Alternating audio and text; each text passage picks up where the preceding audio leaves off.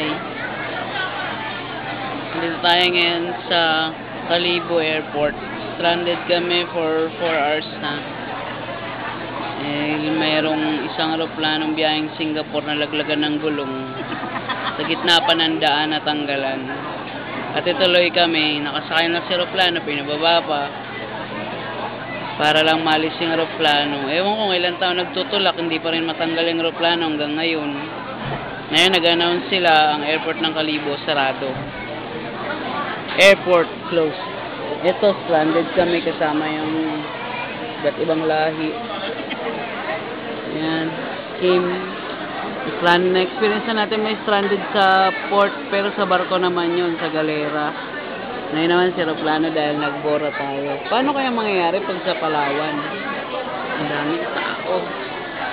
Pero chill lang si Mami Grace. Chill lang. Yan. Ang dami. May maingay, may relax, may nainit ang ulo. May free lunch yung iba. Yan. Waiting for further announcements pa daw. OMG. Yan, Arabo, mga puti, maraming Korean, buti wala mga Chinese. Nasa Scarborough Shoal sila lahat ng mga Chinese. Kaya wala sila dito.